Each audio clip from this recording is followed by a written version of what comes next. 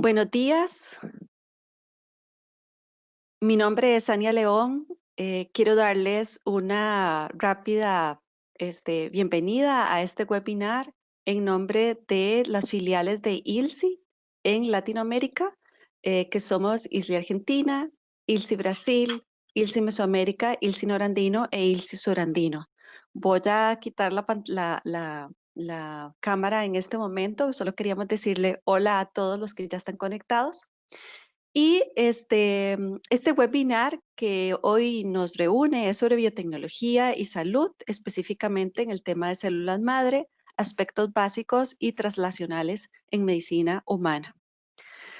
Como ustedes pueden ver en su pantalla, tenemos una agenda muy interesante con dos expertos especialistas en el tema que nos van a llevar desde todo lo que se está realizando en biotecnología en los países de Latinoamérica y luego muy específicamente el doctor Genovese nos va a hablar sobre los aspectos básicos y traslacionales de las células madre en la medicina humana.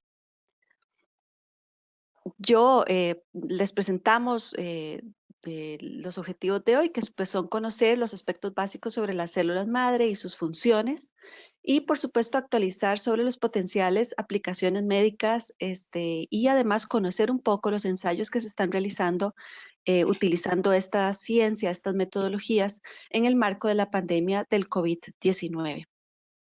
Como indicaciones generales, ustedes van a ver dentro de su pantalla que pueden utilizar el chat para anotar sus preguntas durante las diferentes presentaciones y que no se preocupen si hay algún problema de transmisión en el webinar. Sabemos que todos estamos en nuestras casas y a veces el internet local puede fallar, pero que no se desconecten, pues otra persona le dará soporte a la plataforma. Nada más como un recordatorio en el marco de la pandemia en que estamos viviendo, pues que cada uno debemos seguir las indicaciones dadas por el gobierno, quedarnos en casa, lavarnos las manos con jabón frecuentemente, usar alcohol en gel cuando estemos tocando superficies de riesgo, sobre todo cuando estamos fuera de nuestras casas, evitar los sitios públicos lo más que podamos y informarnos con medios oficiales. De una forma muy rápida e invitándoles al mismo tiempo a que visiten nuestras páginas web de ILSI y de las diferentes filiales de ILSI en el mundo y muy especialmente para Latinoamérica, les voy a hacer una presentación de lo que somos. ILSI es el acrónimo de International Life Sciences Institute y somos una red global de científicos, tanto del sector público como del privado, que trabajamos en conjunto en un ambiente neutral, bajo los principios más altos y verificables de integridad científica, para generar, analizar y comunicar ciencia necesaria con el fin de mejorar la salud pública y el bienestar, así como la protección del ambiente. Somos una ONG global sin fines de lucro y tripartito, lo que significa que reunimos en nuestros ambientes comités de trabajo, grupos de trabajo, comisiones e incluso en nuestros cuerpos de gobierno a científicos de la industria, científicos de la academia y de los gobiernos. De esta manera nos permite visualizar cuáles son las necesidades y las oportunidades que tenemos, ya sea por país, por ejemplo, ILSI Argentina o ILSI Brasil, que son países, o por regiones, como en el caso de ILSI Mesoamérica, que reúne a México, Centroamérica y el Caribe, ILSI Norandino, que reúne a Ecuador, Colombia y Venezuela, o ILSI Surandino, que reúne a Chile, Perú y Bolivia. Como pueden ver, existimos en todo el mundo, desde Japón, Asia, la India, Europa, Suráfrica, las que le comenté ya en América y por supuesto Norteamérica, que reúne los Estados Unidos y Canadá. Trabajamos identificando, estos son los pasos que tenemos, identificamos los retos regionales que tenemos asociados a las ciencias de la vida. Unimos las capacidades técnico-científicas de la industria, la academia y los gobiernos e incluso a veces unimos a algunas organizaciones que tienen objetivos similares con nosotros. Algunas son instituciones como FAO, por ejemplo, o pueden ser otras organizaciones no gubernamentales y favorecemos que en ese ambiente de trabajo neutral y de alto nivel científico lograr actividades que generen un impacto positivo en la salud pública y en el ambiente. Además, y muy importante, nos hemos aliado con los objetivos del desarrollo sostenible, que además en su objetivo número 17, que es generar alianzas para lograr objetivos, pues es lo que en ILSI nosotros hacemos. Nosotros generamos esas alianzas entre los diferentes espacios donde convergen los mismos objetivos y trabajamos en generar actividades que cumplan con todos estos otros o con algunos en conjunto. A veces son 2 o 3 objetivos al mismo tiempo, a veces es solo uno, pero generar actividades que por supuesto le permitan de forma global a todas las personas, a las instituciones y a los países conseguir o alcanzar cumplir con los objetivos del desarrollo sostenible. Es muy importante para iniciar las diferentes presentaciones hacer esta declaración de exención de responsabilidad, en la cual lo que decimos, aclaramos, es que las opiniones expresadas en las siguientes conferencias son del presentador experto científico y no reflejan aquellas del Instituto Internacional de Ciencias de la Vida, y que por supuesto cada científico ha tenido total libertad para preparar su conferencia. Así que vamos a iniciar nuestro webinar del día de hoy presentándoles a la doctora Natalia Módena, que tiene un doctorado, se desempeña como especialista en asuntos regulatorios para biotecnología en Bayer Crop Science, Argentina, y coordina el grupo de trabajo de biotecnología de ILSI Argentina. La doctora Módena obtuvo el título de licenciada en biología en la Universidad de Belgrano, en Argentina, y el título de doctora de la Universidad de Buenos Aires, realizando su tesis doctoral en el Laboratorio de Agrobiotecnología de la Facultad de Ciencias Exactas y Naturales en Buenos Aires. Así que bienvenida a la doctora Natalia Módena. Le agradecemos muchísimo que esté con nosotros hoy y que nos realice esta presentación tan interesante. Tiene usted el mando ya, doctora.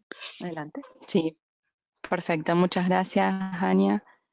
Un gusto poder saludarlos. He conectado la cámara para eso y voy a iniciar la presentación, y desde ya quiero agradecerles la oportunidad de poder compartir con ustedes algunas de las actividades relacionadas a biotecnología que realizamos en el marco de ILSI en los países de América Latina. Como Jania comentó, actualmente estoy coordinando el grupo de biotecnología en ILSI Argentina. Voy a apagar la cámara para evitar inconvenientes con la conexión.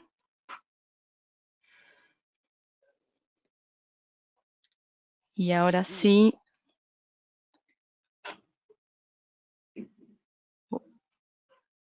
Perdón. ¿Están viendo correctamente mi pantalla, Jania? No, si quiere darle un segundo escape, por favor, porque creo que se hizo muy grande la pantalla. Dele escape un segundo y le vuelves a dar. Perfecto. Vamos a intentarlo nuevamente. Voy a convertirla de nuevo en panelista. Creo que ahí deberían estar viendo la pantalla. Sí, señora, ya lo vemos. Perfecto. Adelante.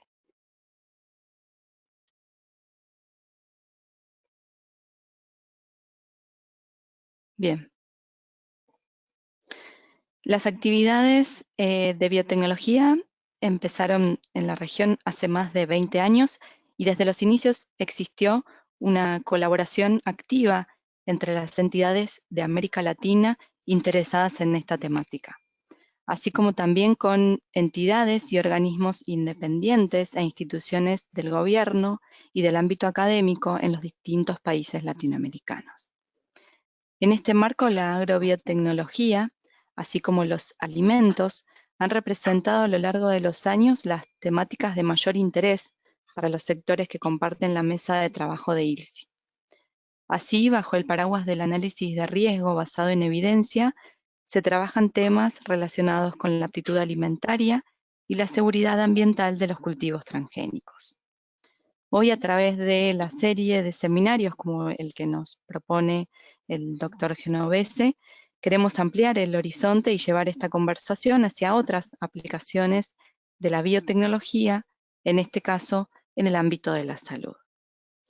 A continuación, me gustaría entonces comentar y compartir con ustedes algunos ejemplos de las actividades, programas y acciones que se han llevado a cabo en los últimos años. Como les decía, se han realizado capacitaciones y jornadas de actualización para profesionales sobre principios científicos de evaluación de riesgo. Y en muchos casos, además de colaborar entre entidades, también se organizan estos eventos colaborando con instituciones académicas y del gobierno. En pantalla pueden ver dos de los ejemplos que elegí para compartir con ustedes, como es el caso del programa de capacitación sobre bioseguridad para investigadores que se llevó a cabo en Argentina, organizado por ILSI Argentina, por Red Bio, CONICET y Argenbio. O como es el caso del programa de fortalecimiento de capacidades locales, se desarrolló durante varios años en Paraguay, organizado por ILSI Research Foundation, el Banco Mundial y el Ministerio de Agricultura de Paraguay. Siguiendo en línea con estas actividades, hemos realizado intercambios y paneles de expertos, tanto en Brasil como en Chile, Paraguay y Uruguay, así como diversos seminarios que incluyen temáticas de evaluación de riesgo, pero que también, por ejemplo, se relacionan con la percepción del riesgo en los alimentos. Una de las actividades que me parece más relevante y que también me gustaría compartir es la reunión de expertos internacional que tuvo lugar en Buenos Aires en el año 2013, coorganizada por SENASA, ILSI Brasil, ILSI Argentina, además de CropLife y el Program for Biosafety Systems. Esta reunión convocó a asesores y evaluadores de riesgo de más de 12 países de las Américas y de Asia, representando a países importadores y exportadores de alimentos, donde se compartieron enfoques de evaluación y se identificaron áreas de similitud y áreas de trabajo para futuras mejoras. En la misma línea, en el año 2015 se realizó un workshop regional en la ciudad de San Pablo, esta vez relacionado a los enfoques comparativos para la evaluación de riesgo. Y más recientemente, en el año 2018, se realizó también en la ciudad de San Pablo un taller organizado por ILSI Argentina y por ILSI Brasil, cuyo eje temático consistió en la revisión de los conceptos y la aplicabilidad de la familiaridad y la historia de uso seguro a la evaluación de riesgo. En todos estos casos, todos estos espacios, como les he compartido, han sido muy valorados como foros de intercambio técnico y científico. Quisiera finalizar esta breve presentación comentándoles que contamos con muchos materiales y recursos bibliográficos, todas las publicaciones que se realizan en el marco de los proyectos que se desarrollan en cada grupo de trabajo se encuentran disponibles a través de la página web de cada uno de los ILSIs. Me gustaría destacar en particular el libro de alimentos transgénicos, una publicación que se elaboró conjuntamente con la Sociedad Argentina de Nutrición y que hoy en día es un libro utilizado en muchos posgrados de nutrición como fuente de consulta sobre los mitos y realidades al respecto de estos alimentos. Otras publicaciones, como por ejemplo, la publicación que surge como parte del proyecto en colaboración con la Universidad de las Naciones Unidas, es la publicación que están viendo en color azul, titulada Evaluación de inocuidad alimentaria de organismos genéticamente modificados, como así también la Guía de Evaluación de Riesgo Ambiental, elaborada con un grupo de reconocidos investigadores latinoamericanos. Como les dije, toda esta información está disponible en las páginas web de ILSI, en donde pueden acceder o bien pueden escribirnos para consultarnos y con mucho gusto las haremos llegar. Muchas gracias. Muchas gracias, Natalia, por este breve recorrido por el tema de la biotecnología en Latinoamérica.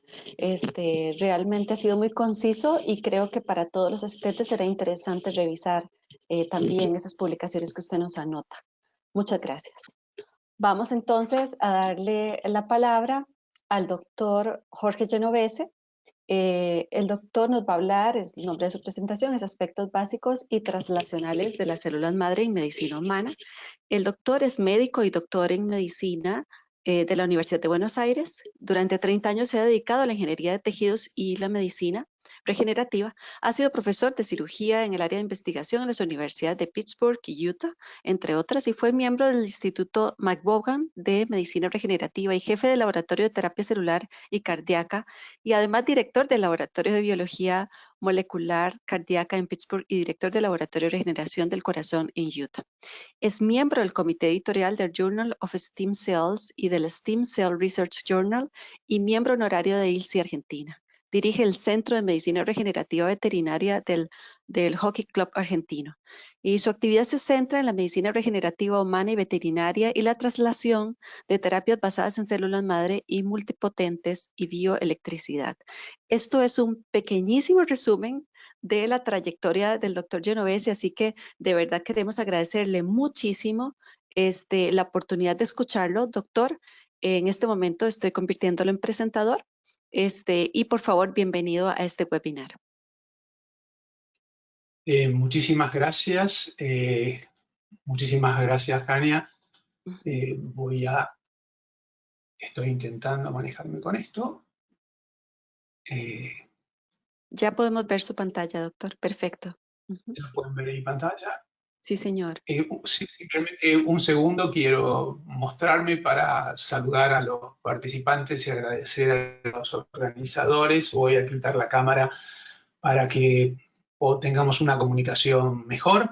Quiero empezar agradeciendo a las entidades latinoamericanas de ILSI y a la doctora Jania León, al grupo de trabajo de biotecnología de ILSI y a la presidenta de ILSI Argentina, la doctora Clara Rubinstein. Hoy vamos a hablar de células madres, aspectos básicos y translacionales en medicina humana, con la lógica limitación de tiempo de una presentación de este tipo, y lo que vamos a tratar de dar básicamente a los asistentes es lo que nosotros consideramos es una versión nueva, real y tal vez no muy difundida de lo que son las células madres y cómo, basados en este concepto, podemos interpretar mejor lo que hoy se está intentando hacer con células madres en COVID-19.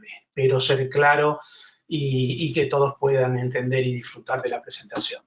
Necesito empezar diciendo que la siguiente presentación no tiene por objeto promover o proponer el uso de células madre en el tratamiento de COVID-19 o de cualquier otra patología, ni cuestiona ninguna alternativa terapéutica indicada o elegida por las autoridades locales, nacionales o internacionales.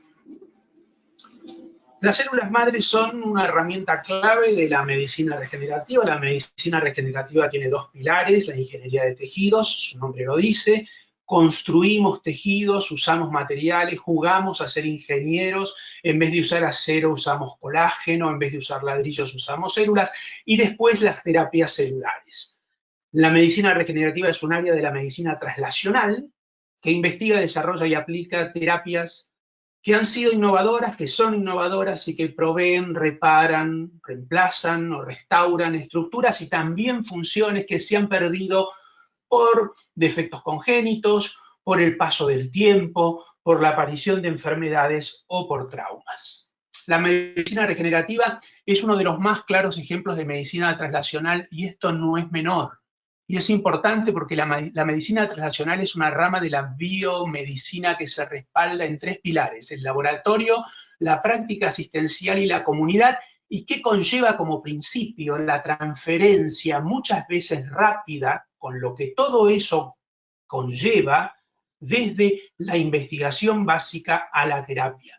Nosotros en la jerga decimos from the bench to the bed, de la mesada a la cama del paciente. Los productos se desarrollan, en investigación básica se hace transferencia humana, habitualmente, como digo, en periodos más cortos, donde los entes regulatorios de los cuales nos hablaban recién tienen un rol fundamental, y cumplidos ciertos parámetros se intenta transferir a la asistencia y fundamentalmente pasa al objeto de nuestro estudio, de nuestro trabajo, de nuestra vocación y dedicación, que es el paciente. Y el rol fundamental en esto lo tiene, y perdonen que lo diga, y si hay algún investigador no se enoja, lo tiene el médico, porque la transferencia debe ser racional, cautelosa y precavida. Vamos a hablar ahora específicamente de células madre. Te estoy mostrando acá unas fotos de unas células madre mías, no mías, sino de algunos de mis laboratorios. Yo en la presentación a veces voy a decir que algo es muy divertido, que algo es muy lindo. Le pido perdón a los participantes por mis criterios de belleza y diversión, pero realmente estas células son bellísimas. Estas son células madres mesenquimales derivadas de tejido adiposo que están pegadas a un frasco de plástico. Hermosas. Continuamos. ¿Qué son las células madres? Vamos a empezar dando la definición genérica, la que usamos todos, las que usa muchísima gente, muchísimos colegas respetables. Acá hoy yo voy a evitar abrir juicios, los que usan la publicidad, etcétera, etcétera. Las células madres son células con capacidad de autorrenovarse y diferenciarse en otros tipos celulares. Les adelanto que durante esta presentación vamos a encontrar algunas dificultades en esta definición, algunas objeciones y tal vez al final terminemos redefiniendo esto para entender mejor qué es lo que se está haciendo. Repito, células con capacidad de autorrenovarse y diferenciarse en otros tipos celulares. ¿Cuál es el primer problema? Que no todas las células madres son iguales. Por lo tanto, cuando yo defino células madres, debería empezar por definir de qué estoy hablando. Conocemos diferentes tipos de células madres. Las definimos como totipotentes, pluripotentes y multipotentes. Ya ven en sus nombres que nos estamos basando en su capacidad, en su potencia para diferenciarse.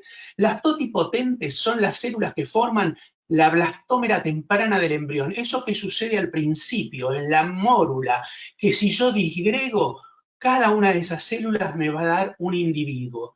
Por lo tanto, la capacidad de formar tejidos es absoluta, es total.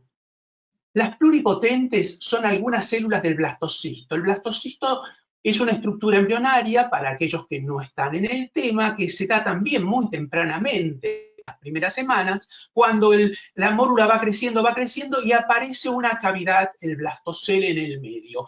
Ahí ya hay dos poblaciones, una que nos va a dar el bebé y otra que nos va a dar los anexos. Por eso ya no podemos, cuando tenemos un blastocisto, hacer otro nene.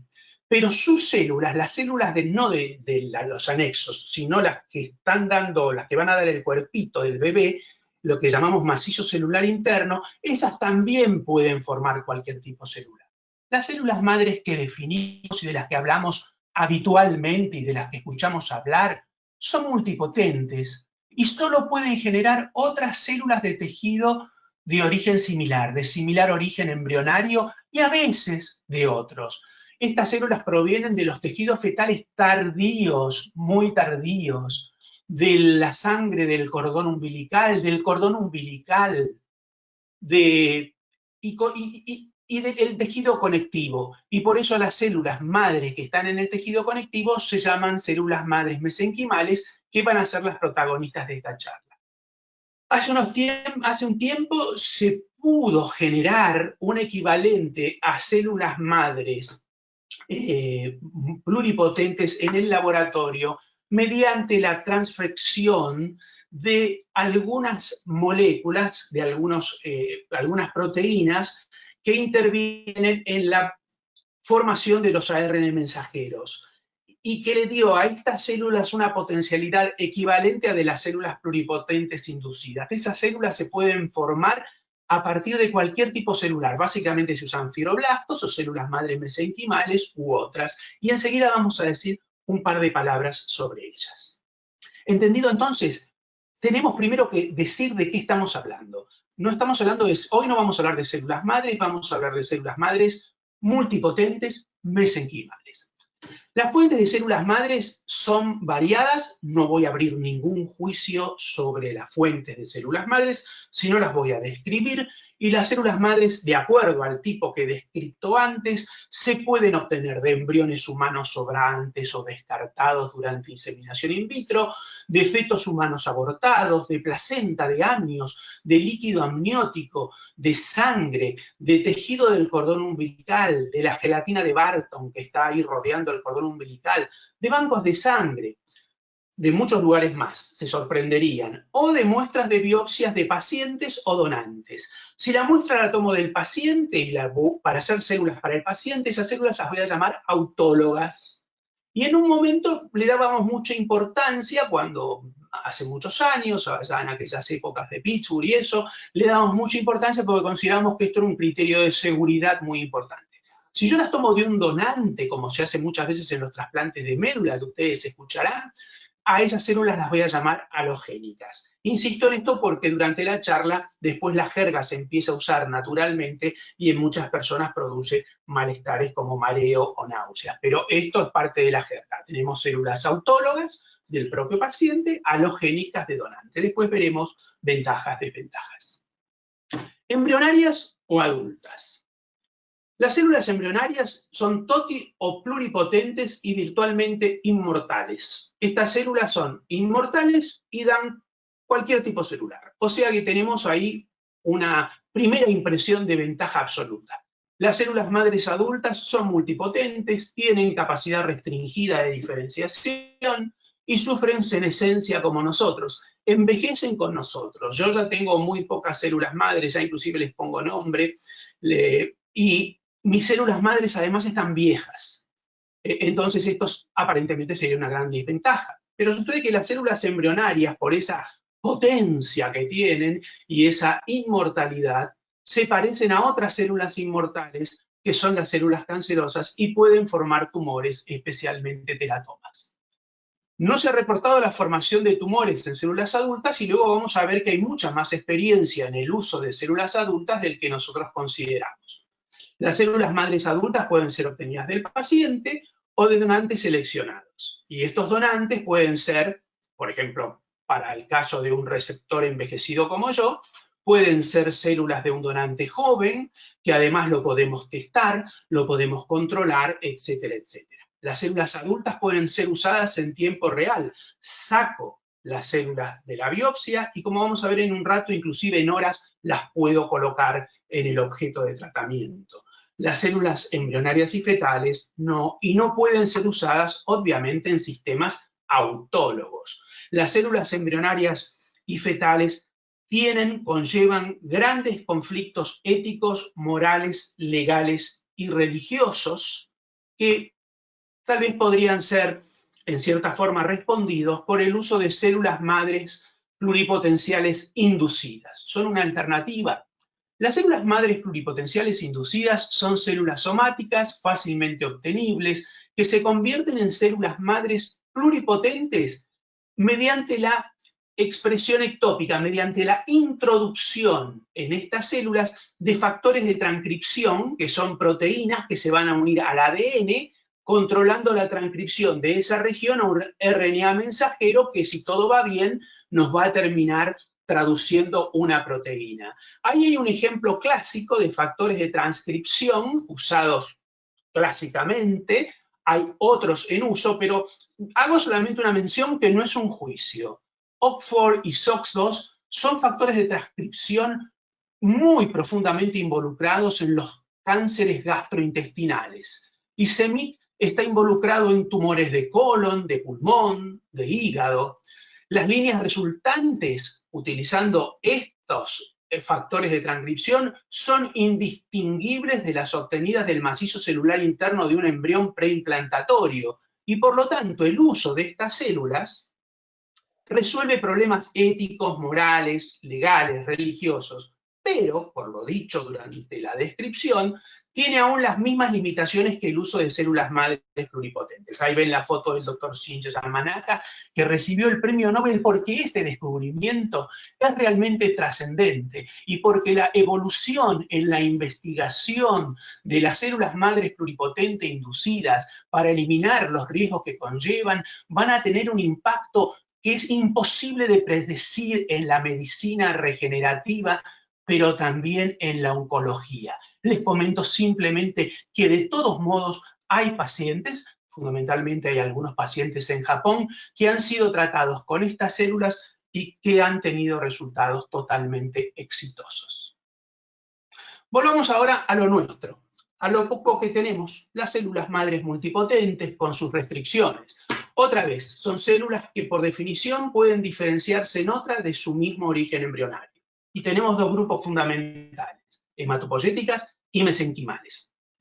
Hoy vamos a hablar de las mesenquimales. Las células madres mesenquimales fueron descritas por Arnold Kaplan. En esta presentación yo voy a recurrir a Arnold, con quien he compartido actividad en la Tissue Engineering and Regenerative Medicine Society durante bastantes años, y quien es una persona brillante con una capacidad descriptiva inimitable. Voy a recurrir varias veces a sus definiciones, y en este caso van a ver que estoy leyendo algo que Arnold lo describe como en un diálogo. Él dice: a fines de los 80 las llamé células madre mesenquimales del tejido conectivo, porque observé que grupos de células de cultivos adherentes de médula ósea podían ser inducidas a un fenotipo condrogénico, osteogénico y adipogénico, entre otros fenotipos mesenquimales. Y esto le hizo pensar que había encontrado las células madres del tejido conectivo.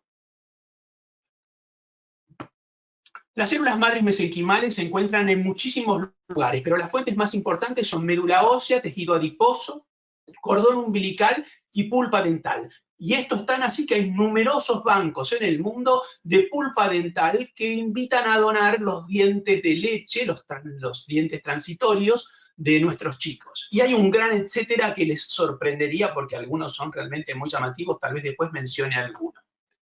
Las células madres mesenquimales pueden ser expandidas en cultivo, como las que les mostré en la foto. Estas células se crecen en cultivo. Para la administración de alimentos y drogas de los Estados Unidos, esto se considera manipulación, y por lo tanto las células expandidas no se pueden usar bajo el ámbito de FDA. Y esto generó una alternativa, que es el uso de células madre mínimamente manipuladas. ¿Qué son? Son extractos derivados de muestras de tejido que se van enriqueciendo en células madres. Son concentrado de aspirado de médula ósea, nada que ver con centrifugar y tomar el precipitado de una médula ósea, por favor, o son la fracción de vasos de la grasa.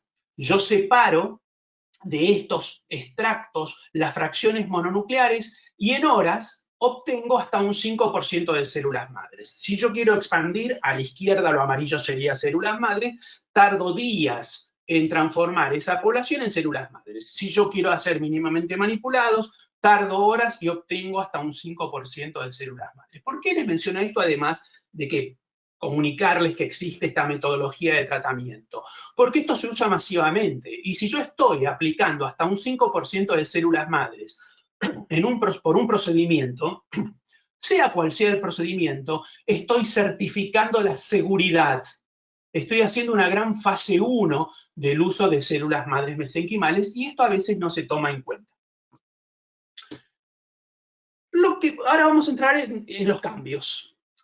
Arnold Kaplan en el año 91 la llamó mesenchimal stem cells. Y en el año, permiso, que aquí voy a mover esto un segundo. Bueno, me salí. Ya vuelvo enseguida con ustedes, perdón.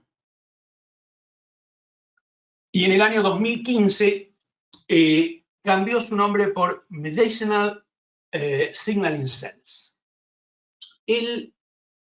Este cambio de nombre no es un capricho de Kaplan, sino que se basa en algo que se fue viendo a lo largo del tiempo y que genera una gran contradicción con muchos aplicadores de células madre, pero que para lo que hoy nosotros vamos a ver nos permite claramente entender por qué estas células se pueden utilizar o se podrían utilizar. El nuevo concepto que se incluye es que las células madre en realidad derivan de los pericitos. Los pericitos son células que se adhieren a la pared de los vasos, lo que les da una posición ideal, una ubicación ideal para censar lo que entra y lo que sale de los vasos. Las células madres son exactamente eso, sensibles sensores que detectan cambios en el microambiente y que responden con la producción de un amplio espectro de moléculas biológicas en tiempos extremadamente cortos. Las células madres son inmunorregulatorias, son tróficas y antimicrobianas. Esto hace que nosotros tengamos que replantearnos los mecanismos de acción de las células madres. Las células madres lo que hacen es una detección ultrasensible de cambios ambientales con una rápida variabilidad en la expresión de proteínas. Las funciones más importantes son secreción de citoquinas, palabra que hoy está arriba de la mesa, fundamentalmente inmunomodulación y accesoriamente diferenciación celular. Sus efectos fundamentales son revascularización, inhibición de la apoptosis, reparación y otra vez, secundaria o terciariamente, regeneración. ¿Por qué? Porque si yo tengo un proceso inflamatorio agudo que me está lesionando un tejido, este tejido no tiene capacidad de reparar. Y si ese tejido tuviera capacidad de regenerar, tampoco lo haría. Cuando yo inhibo la inflamación y estandarizo la inmunidad, la condición inmunológica, el tejido se repara y luego voy a tener regeneración. Depende de cómo lo quiera ver, si yo digo que regeneré, que reparé o que inmunomodulé. Algo importante que nosotros debemos tener en claro es si las células madre mesenquimales se usan. Si hay algún uso, si hay algún antecedente. Entonces yo he elegido hoy utilizar parte de esta presentación para contarles algo que a algunos los sorprenderá, que es que algunos de estas, que existen algunos productos biofarmacéuticos que utilizan células madre y que se utilizan desde hace bastante tiempo. Veámoslo y prestemos atención en qué se utilizan. Simplemente los voy a mencionar. En América se utiliza Proximal, que es el Remestecel de Osiris Therapeutics. Son células madre mesenquimales alogénicas de donante sano, seleccionado de médula ósea, que se utiliza en la enfermedad de injerto contrahuésped aguda en niños, una enfermedad que se lleva la vida del 80% de los pacientes que no se tratan adecuadamente. Fue aprobado en Canadá en mayo del 2012 y yo mirando algunas cosas de mi currículum vi que había escrito algo sobre Proximal en Stem Cell Cloning allá por 2011. Fíjense cuánto tiempo estamos hablando. En Europa tenemos dos productos, Holoclar de Chiesi Pharmaceutici, que es epitelio corneal humano autólogo expandido ex vivo que contiene células madre, aprobado por la EMA en 2015, y Alofisel, que es el Darbastrocel de Tygenix, una empresa asociada o conectada con Takeda, que son células madre mesenquimales halogénicas derivadas del tejido adiposo que se utiliza para tratar fístulas perianales complejas de la enfermedad de Crohn, aprobado por EMA en 2017. En Asia es mucho más amplio el espectro. Tenemos Quincell, que es fracción vascular de la grasa autóloga, mínimamente manipulado para desórdenes del tejido conectivo, aprobado por el Ministerio de Corea del Sur. Estoy tratando de mover esto que me obstruye. Por Corea del Sur en 2010. Cubisten, células madres mesenquimales derivadas de la grasa, para la inflamación y el daño articular, para el tratamiento de fístulas de la enfermedad de Crohn. Neuronatar, células madre autólogas de médula ósea. Este es un caso sumamente interesante, aprobadas en Corea del Sur para el tratamiento de la esclerosis lateral amiotrófica en 2014 y comercializado desde 2015. Harty-Cell-Gram son células madre mesenquimales autólogas derivadas de la médula ósea para tratar el infarto agudo de miocardio, aprobado en Corea del Sur desde 2011. Stem-Cell, células madre mesenquimales alogénicas, rápidamente aprobadas después del episodio Fukushima para la injuria aguda por radiación por el Ministerio de Salud japonés en 2015, y StemRack, células madre mesenquimales, para tratar algo que es muy conflictivo y discutido en todo el mundo, que son las lesiones de médula espinal, aprobado en diciembre de 2018 por el Ministerio japonés de Salud. Las aplicaciones son muy grandes, pero yo con respecto a los productos que mencioné recién, quisiera remarcar algunos tratamientos nombrados. Enfermedad de injerto contrahuésped, enfermedad de Crohn, enfermedades del tejido conectivo, artritis o injuria aguda por radiación. Me parece que no estamos hablando en ningún caso de regeneración. Claro, aclarado esto, tal vez podamos entender mejor cuál es la potencial utilidad de las células madre en la pandemia de COVID-19.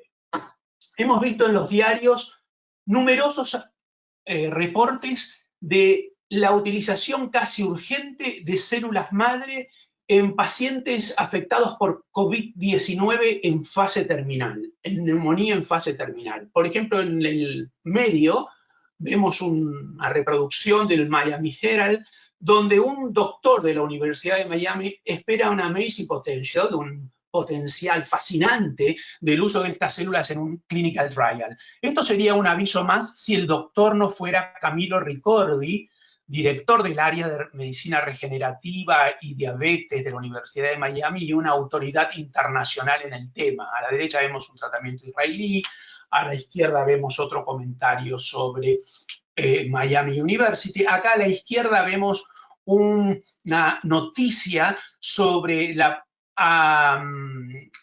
información de una compañía, el anuncio de una compañía Mesoblast con intereses en Israel sobre un ensayo en 300 personas. Al medio, el presidente de la Sociedad Coreana de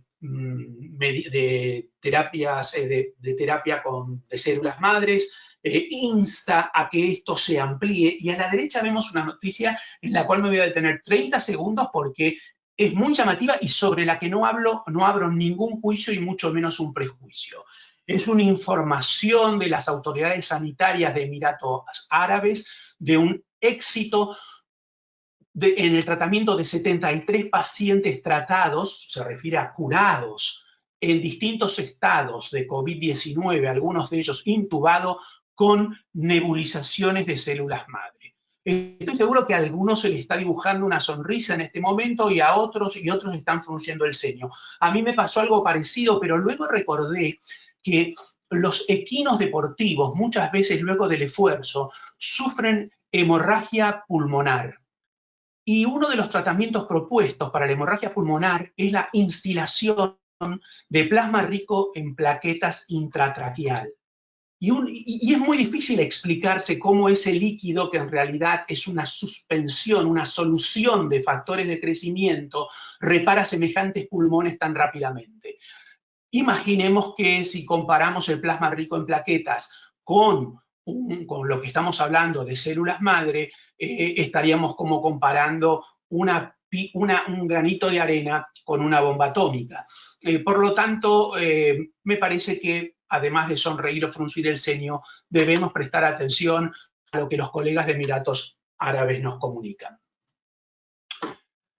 Para entender por qué células madres en COVID-19, tenemos que entender las propiedades inmunomoduladoras y antiinflamatorias de las células madres en el tratamiento de enfermedades respiratorias que ya fueron confirmadas en 17 estudios clínicos completados previamente.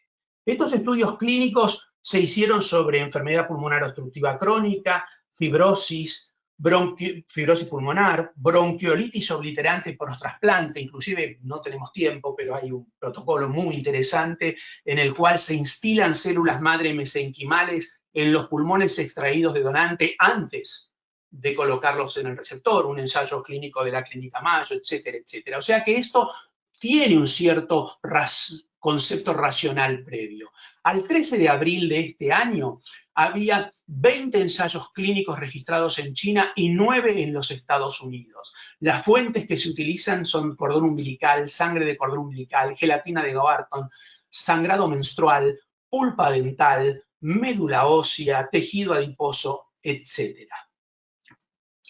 ¿Y por qué? Porque cuando nosotros tenemos el avance de la neumonía por COVID-19, hay un momento en que entramos en fase aguda, en el que empieza a suceder una combinación de efectos negativos, sumatorios, que hacen muy difícil salir de esto y que en pocas horas llevan al paciente al óbito. Los pacientes empiezan a tener linfopenia, están infectados pero empiezan a perder linfocitos. Aunque tienen linfopenia y uno esperaría que se inmunosupriman, producen una gran cantidad de citoquinas, muchas de ellas verdaderas bombas que en otras condiciones podrían enfrentar a un agente externo, pero que en este caso aumentan la lesión tisular. Aumentan los neutrófilos, monocitos y macrófagos, también héroes en otras películas, pero ahora verdaderos matones que siguen lesionando un tejido que ya no pueden responder. Aumentan los linfocitos TH1 y TH17, que son linfocitos helper, colaboradores, gracias, pero que son productores de citoquinas. Y aumentan las células plasmáticas, que también producen anticuerpos, y con estos anticuerpos llaman a otras células para que también produzcan citoquinas. Y disminuyen los CD4 y los CD8, que son células que en un caso son cooperadoras, la CD4, y en el otro caso son citotóxicas, pero en realidad la citotoxicidad, a pesar de la caída de la CD8 como de los linfocitos, se sigue viendo. Y esto genera un círculo vicioso de daño tisular que hace que el paciente ni siquiera pueda responder a la ventilación asistida. Y por lo tanto el objetivo es cómo detener esta tormenta de citoquina, pero al ser multifactorial nos coloca en un cuestionamiento para el uso de fármacos, porque son distintos los avances farmacológicos totalmente válidos y respetables desde mi punto de vista y no cuestionados en esta presentación, que se deben emplear, pero que en muchos casos son contradictorios y que en esas últimas 48 horas, en la mayoría de los casos, no son eficientes. Y entonces aparece la idea de decir, vamos a llamar a alguien que ponga orden. ¿Y quién les puede decir a todos estos componentes lo que deben hacer? Para eso voy a tomar una licencia didáctica y voy a leer un texto que en una presentación no se debe hacer, escrito por Arnold Kaplan, otra vez, porque creo que Arnold ha utilizado una capacidad descriptiva que realmente es seductora, clarísima, y creo que nos va a dejar a todos muy preparados para la explicación final de qué hacen estas células. Él publicó un artículo que dice, las células madres mesenquimales, la cortina que detiene al sistema inmunológico. Los pericitos o las células madres están situadas en los vasos sanguíneos del cuerpo. Las células madres mesenquimales perciben el microambiente de la lesión y secretan factores específicos que cumplen varias funciones reparadoras importantes en una secuencia que él describe así. Primero, como si fuera un pelotón que va a combatir contra el desorden inmunológico, primero una cortina de moléculas producida por el frente de las células madres mesenquimales proporciona una barrera contra los componentes del sistema inmune demasiado agresivos. Recién hablamos de algunos. Segundo, la segunda línea de células madres libera un conjunto diferente de agentes bioactivos que ahora que el sistema inmune se ha calmado, establece un microambiente regenerativo. Le dijo a los más agresivos, cálmense y dejen que repare. Y tercero, si detectan bacterias, y aquí algunos se van a sorprender, producen potentes proteínas antibióticas que matan las bacterias por contacto. Esto es algo que habitualmente no se dice. Las células madres son productoras de antibióticos totalmente no tradicionales y terriblemente potentes. Y ahora termino con este texto que me encanta. Dice, las células madres mesenquimales actúan como una combinación de personal paramédico y de sala de emergencias para examinar y aislar los componentes extraños, estabilizar los tejidos lesionados, proporcionar antibióticos antes de que se pueda utilizar una secuencia de medicamentos más lenta para regenerar el tejido dañado. Las células madres mesenquimales, por lo tanto, actúan como centinelas para proteger al individuo de intrusos y de lesiones crónicas. Los procedimientos de los paramédicos y los servicios de terapia intensiva reflejan en un sentido macro lo que las células madre hacen en un microambiente. Y ahora viene algo que es realmente un golpe, porque él dice que la clave para esta nueva comprensión es que las células madres no son células madre, sino, y alguien se va a enojar con esto, le pido disculpas, después si quieren pueden encontrar la dirección de Arnold en internet, sino más bien células de señalización medicinal que actúan como agentes terapéuticos. Este texto me encanta, pero lo que más me llama la atención es que lo estamos usando para explicar el efecto en el uso, el efecto en la aplicación en COVID-19, y esto fue escrito en 2016. Y vamos ahora, para ir cerrando, ver qué es lo que hacen las células madre cuando llegan.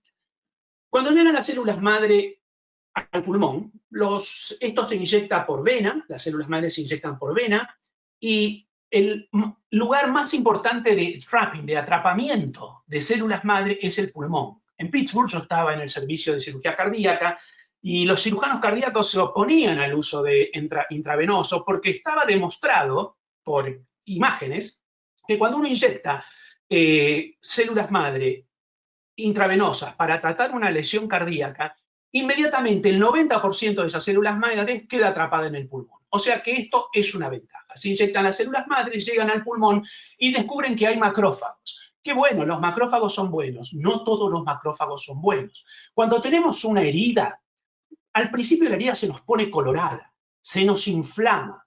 Llegan los macrófagos para atacar los gérmenes que han podido llegar y mantienen la inflamación, para que puedan llegar también los neutrófilos y otras células, porque si la herida sigue infectada no se cura. Si esto persiste, la herida nunca cura porque se infecta. Entonces hay un momento en que hay una señal que hace que esos macrófagos inflamatorios, que se llaman macrófagos 1, se transformen en macrófagos 2. Y los monocitos que antes se diferenciaban en un fenotipo proinflamatorio, ahora se diferencian en un fenotipo pro-regenerativo y antiinflamatorio. Aquí no lo hace el monocito. Quien ordena bajar los M1 y subir las M2 son moléculas liberadas por las células madres mesenquimales. Del mismo modo, detiene y disminuye la actividad de las células plasmáticas que están produciendo anticuerpos con la mejor intención, pero que muchos de esos anticuerpos están perpetuando la reacción inmunológica en la cual son protagonistas dos células sumamente agresivas y eficientes, los linfocitos T efectores y las natural killer cells, células asesinas naturales. Unas son citotóxicas, las otras son citotóxicas y citolíticas. Y también descienden inmediatamente. Los mastocitos, que todos conocemos por su implicación en la alergia, son células que intervienen en la vasodilatación, pero también en la broncoconstricción. Pero además hoy sabemos, y esto nos llama poderosamente la atención, es que son productores de una serina proteasa que es indispensable para que el virus SARS-CoV-2 pueda unirse. Esta serina proteasa es clave para la unión de la proteína spike del SARS-CoV-2. O sea que no me interesa tener los mastocitos que vengan al pulmón para producirme vasodilatación y que lleguen otras células. Pero además los mastocitos son el otro lugar del organismo donde se produce angiotensina 2, que también es una molécula involucrada en la patología. Fíjense cuántas células no bienvenidas estaban metidas tratando de resolver el problema en el alveolo pulmonar. Y lo mismo pasa con el neutrófilo, que tiene un fenómeno que se llama netosis, que es que cuando no puede resolver todo, va a romperse, va a liberar vesículas y va a producir, junto con fibras intracelulares, una red que complejifica la función. Para terminar, las células van a subir las células B regulatorias, que son inmunomoduladoras, van a subir las células T reguladoras, que inhiben la inmunidad celular e inhiben la producción de citoquinas, ni más ni menos, y van a estimular las células dendríticas regulatorias, que son presentadoras de antígeno y que regulan la homeostasis inmunológica. O sea que, en resumen, sería un orden de calma que explica cómo en los ensayos clínicos hasta hoy realizados nos sorprendemos por la rápida mejoría de los pacientes. Los pacientes mejoran en 48 horas su condición pulmonar y en 96 horas muchos salen de terapia intensiva y muchos abandonan el entubamiento, el entubamiento pulmonar, el entubamiento traqueopulmonar. En conclusión, hemos visto cómo las células madres podrían o pueden actuar y cómo quienes están haciendo los ensayos clínicos y se sorprenden con estas mejorías pueden explicar estas mejorías. Y cómo estas explicaciones no nacen del apuro de hoy, sino que vienen de referencias que tenemos de muchísimo tiempo.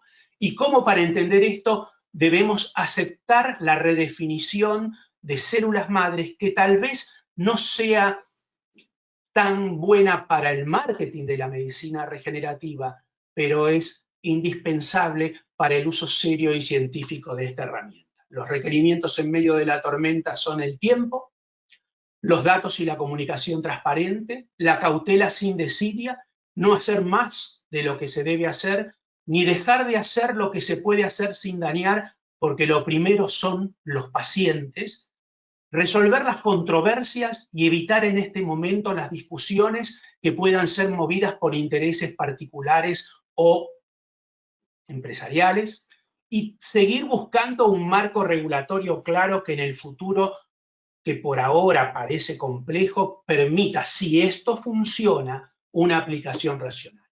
Las células madres multipotentes, como las entendemos hoy, son una herramienta promisoria en el tratamiento de las enfermedades inflamatorias, incluyendo la fase crítica de la neumonía en COVID-19. Muchas gracias por su atención y su paciencia.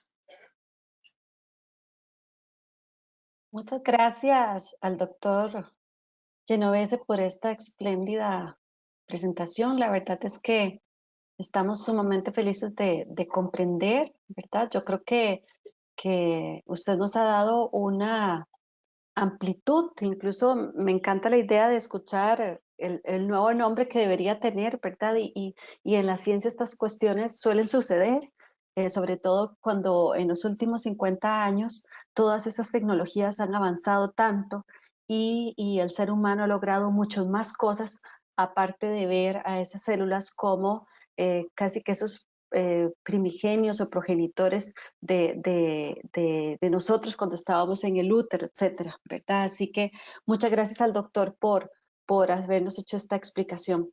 Tenemos un espacio para preguntas y ya tenemos 2 preguntas para el doctor Genovese. La pregunta número 1 nos la hace Silvia. Silvia nos dice, doctor, cuando uno extrae la SVF utilizando colagenasa, ¿se considera mínimamente manipulada? ¿Cuál es la legislación argentina en este aspecto? Doctor.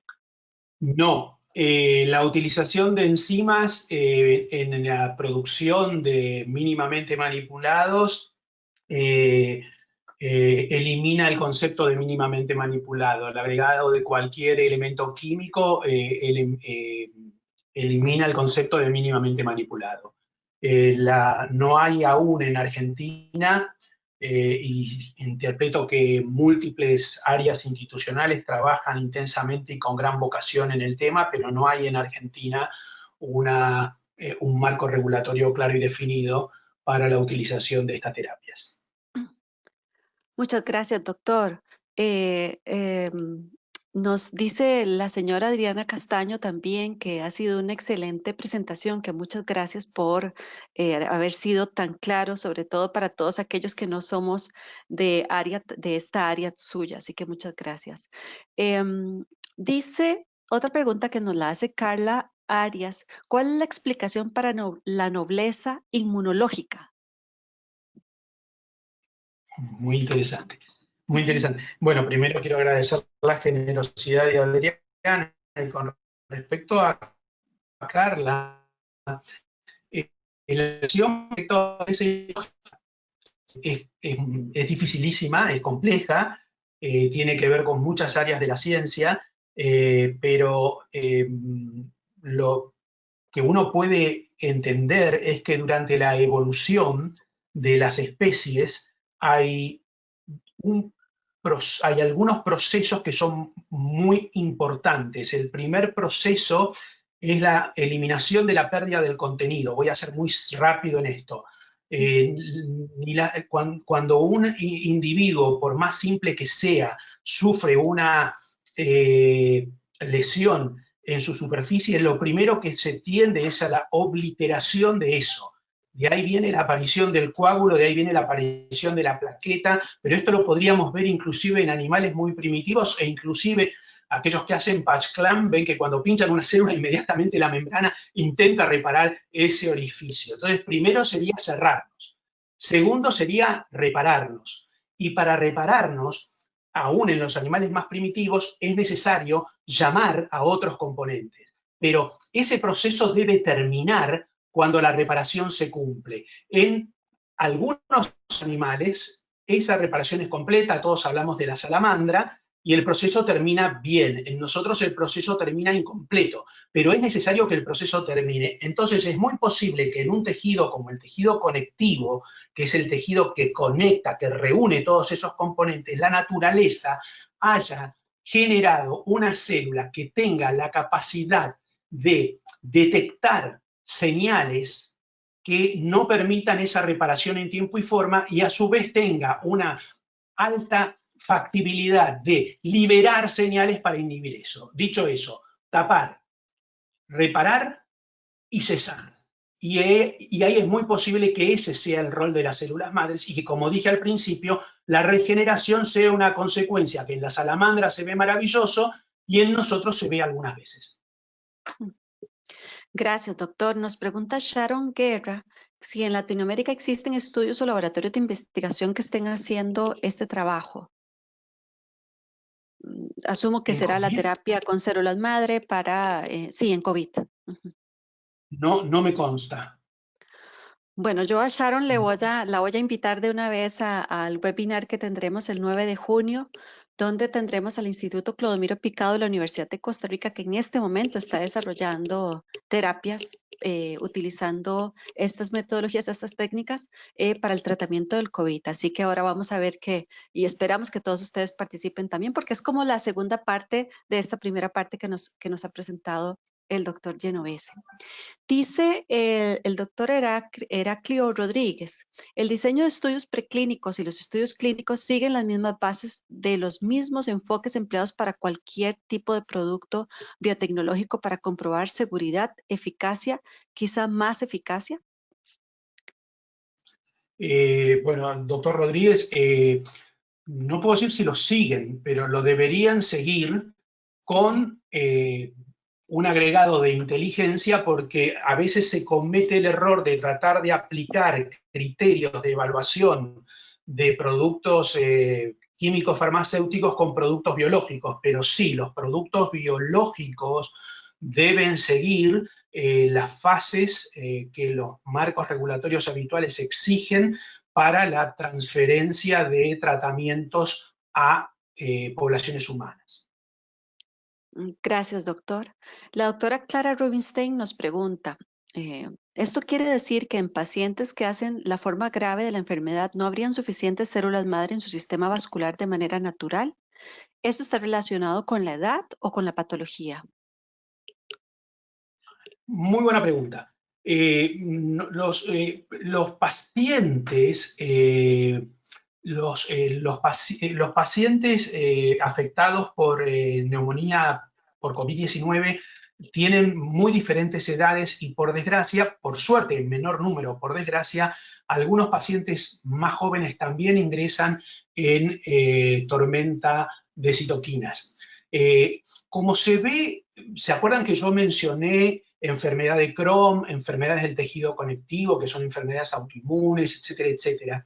Es creíble que suceden dos cosas. Una, que la condición sistémica obviamente afecta la funcionalidad de las células madre en general. Y dos, que posiblemente la dosis de células madre requeridas para el efecto y la llegada al sitio no se puede cumplir. 30 segundos para darle un ejemplo. Cuando a alguien se le ocurrió tomar sangre de pacientes que llegaban con dolor precordial sin signos electrocardiográficos de infarto de miocardio, y esa sangre se utiliza para hacer un diagnóstico que se llama troponina cardíaca. Y en esas muestras se encontraron que había una gran cantidad de células madre. Nosotros sabemos que cuando un paciente hace un infarto de miocardio, mucho antes de que tenga señales de ese infarto de miocardio, la médula ósea libera gran cantidad de células madre a la circulación por este sistema de detección espectacular que hoy hemos mencionado. Sin embargo, esas células madre circulantes no son capaces de prevenir el infarto y, como hemos visto, hay un tratamiento aprobado en Asia para utilizarlo por la vía intracoronaria. Para contestar a la doctora Rubinstein, tal vez lo que nos pasa es que perdimos las habilidades de la salamandra. Muy interesante, me encantó. Dice, Marnie nos consulta si esta es una terapia avanzada y, y, y también luego cómo podría gestionarse esta terapia en estos pacientes, doctor, si hay alguna idea ya más clara. Bueno, el concepto de terapia avanzada, yo diría que es una terapia de excepción. Y la única manera que a mí me parece lógica de gestionarse es a través de los comités que existen en los centros que pueden recibir estos pacientes. Yo quiero dejar aquí un mensaje muy claro en el sentido de que es muy importante darle a la medicina regenerativa un marco serio. No son malas las células madre, a veces son malos los que la ponen y cómo las ponen. Por lo tanto, sí, es una terapia de excepción y la gestión debe hacerse solamente por la vía adecuada en centros de referencia y, si es posible, con profesionales de reconocida aptitud, porque esto no es una especialidad como el doctor Camilo Ricordi, que yo mencioné, o muchos otros colegas con los que me ha tocado compartir actividad, bajo un severo y seguro control. Gracias, doctor. Nos pregunta también María Susana Martín si hay trabajos que involucren a células madre con el virus de inmunodeficiencia adquirida. De inmunodeficiencia adquirida, hay muchísimos trabajos, hay ensayos clínicos y de la misma forma, y les comento esto como hecho llamativo, cuando uno entra a TrialGov,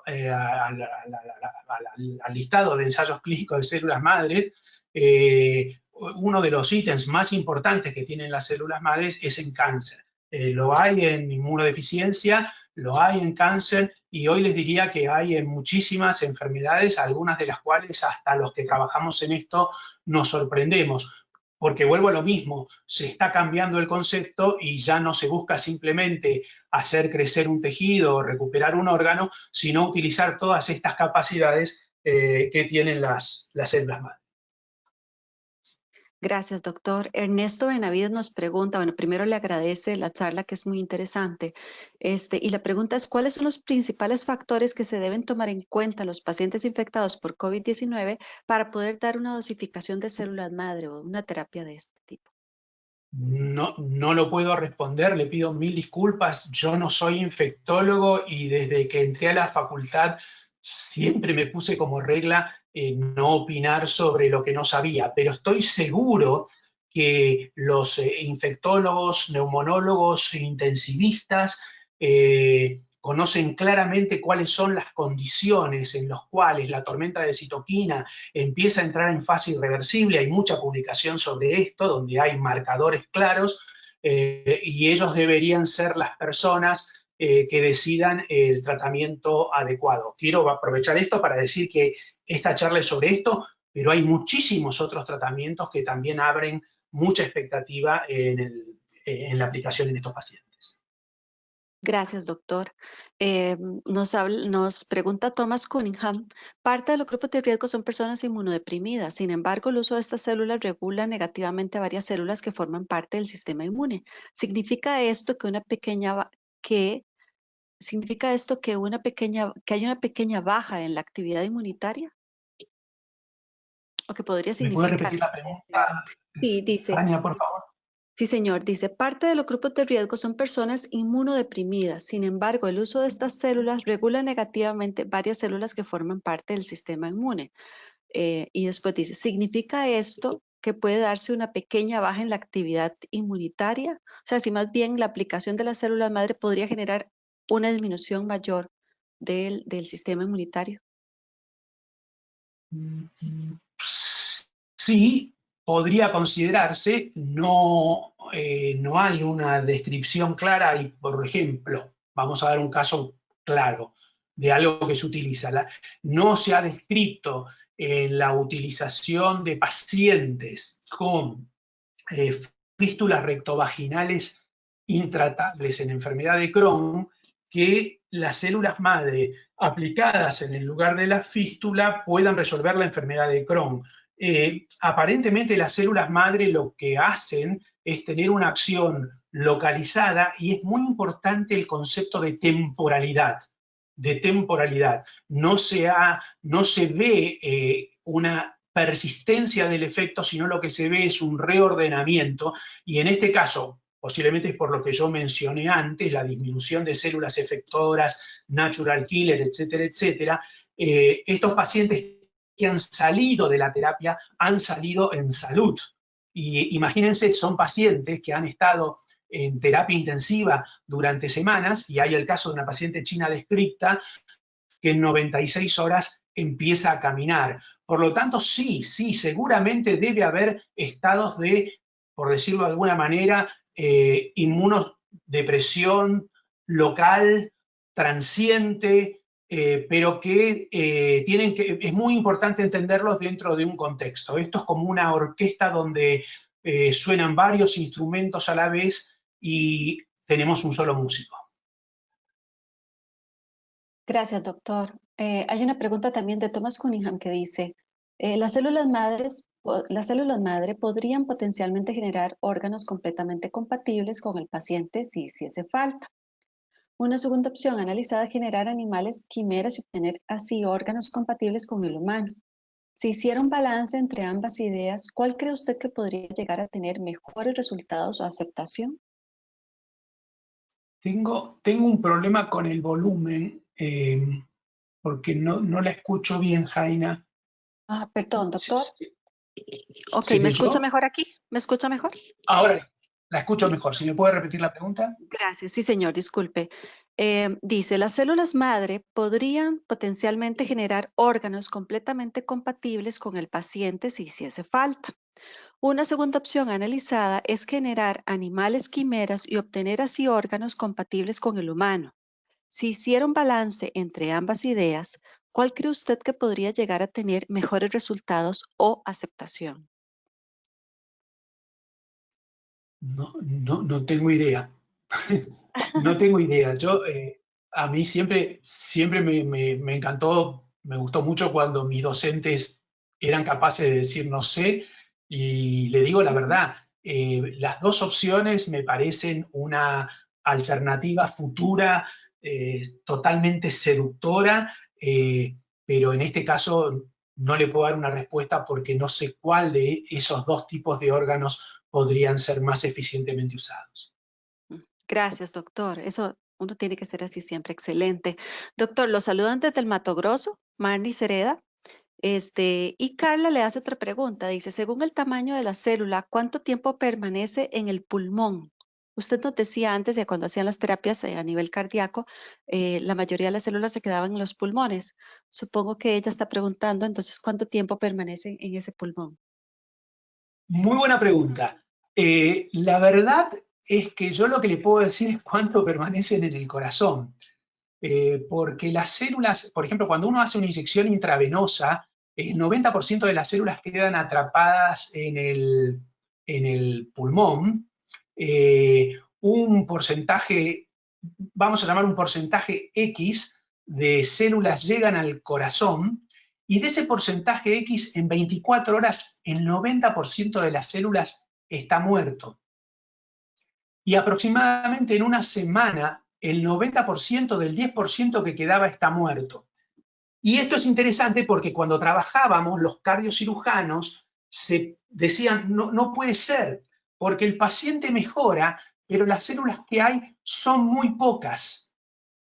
Y el paciente realmente mejoraba, pero el corazón no crecía, la cicatriz no desaparecía y la fracción de eyección no mejoraba mucho. ¿Me siguen hasta acá? Sí, señor. Entonces los detractores decían, no, esto no puede ser, el paciente, bueno, pero el paciente está mejor. Recuerdo una vez que me llamaron porque había llamado me llamaron para hacer una consulta al básico, digamos, porque había llamado a la esposa de un paciente que había sido tratado con células madres extraídas del músculo estriado, y habían pasado unas semanas y la señora llamó para decir que el marido quería pintar el techo, y el marido antes casi no podía moverse. Entonces el paciente mejora. El número de células que quedan deben ser seguramente muy pocas. Este fenómeno debe ser entendido, vuelvo a lo mismo con el tema temporal. Esto no es un tema de colonización ni de que estas células se transforman en neumonocitos o que generan alvéolos. Es muy posible que la población que llega al pulmón COVID-19 sea muy importante, pero es muy posible que en muy poco tiempo esas células desaparezcan. Durante ese proceso de desaparición, inicialmente por el contacto con el ambiente y secundariamente por el inicio del proceso de apoptosis, las células liberan un sinnúmero de señales, y esas son las señales que actúan sobre células propias del paciente, que luego van a perpetuar la reacción de un modo regulatorio o de un modo de estabilización. ¿Se entendió?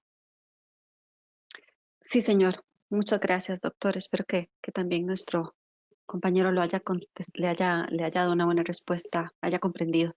La doctora Adriana nos pregunta si usted conoce alguna autoridad regulatoria que ya se encuentre haciendo evaluación de estos estudios como una opción terapéutica para el COVID.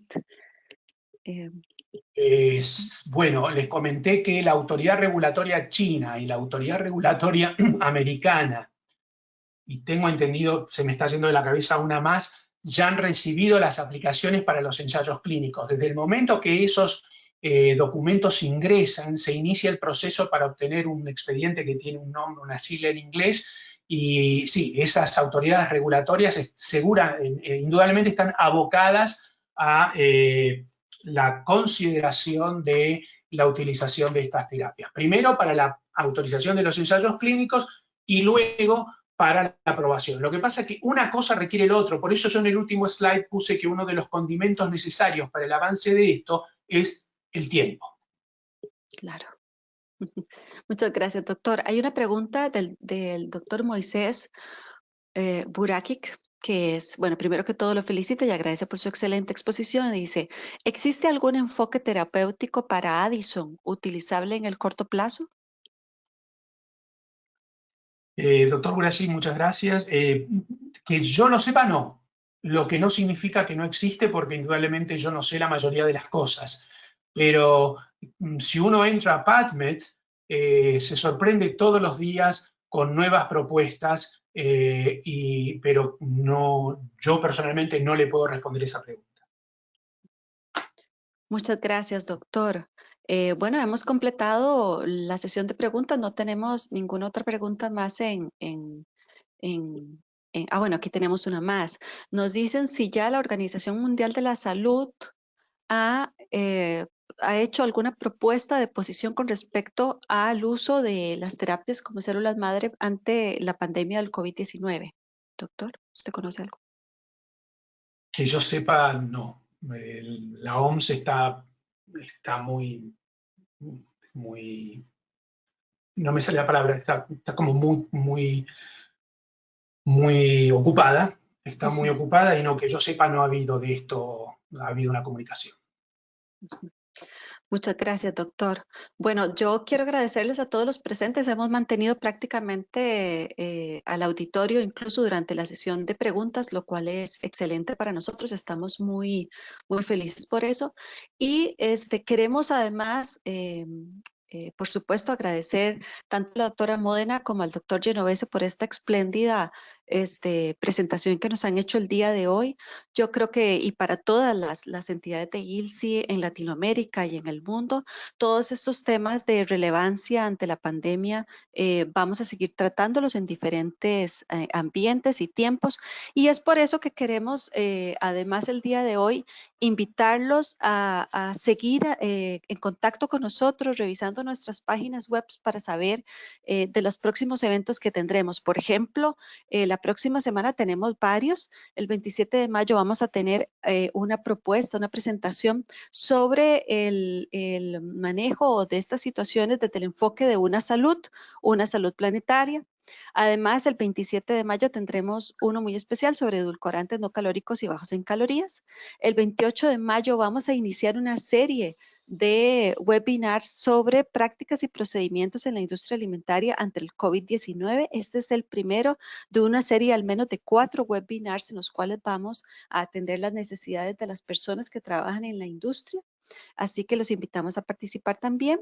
El 9 de junio tenemos la segunda parte de esta serie de webinars relacionados con el tema de las células madre, que es la posibilidad, tiene como título Posibilidad de producción de medicamentos anti-SARS-CoV-2 y que se realizará el 9 de junio y que, como les comentaba, es específicamente la presentación que nos va a hacer el Instituto Clodomiro Picado de la Universidad de Costa Rica con 50 años de existencia y que, igual que lo dijo el doctor Genovese, están utilizando la experiencia de prácticamente 50 años de trabajo para presentarnos los avances que ellos están teniendo con el desarrollo de estas terapias y por supuesto vamos a estarles enviando la invitación. Y además el 11 de junio vamos a tener el segundo webinar dirigido especialmente a la industria alimentaria que se llama Evaluación del Riesgo Real y Continuidad del Negocio, con 2 expertos muy importantes en el tema, sobre todo de comunicación del riesgo y que pues esperamos que ustedes participen con nosotros. Les agradecemos muchísimo el estar hoy con nosotros durante este webinar y les invitamos a estar siempre revisando las páginas web de nuestras diferentes entidades en Latinoamérica y en el mundo con el fin de que se mantengan atentos a las diferentes actividades que vamos a estar realizando, no solo en el marco de la pandemia, sino atendiendo también otros temas de interés muy grande para Latinoamérica y que estaremos avisando con suficiente tiempo. Una vez más, a todos los participantes, muchas gracias y muy especialmente de nuevo a la doctora Módena, que dirige el Comité de Biotecnología en ILSE Argentina. Muchas gracias, doctora. Y al doctor Genovese también, porque además, y tengo varios comentarios al respecto, su charla ha sido sumamente linda, muy amable para los que no somos del campo suyo y que logramos entender con facilidad los conceptos que usted nos está exponiendo de una manera muy, muy agradable al oído y por supuesto al cerebro. Así que felicitaciones a ambos. Muchas gracias. Cuídense mucho y nos vemos muy pronto.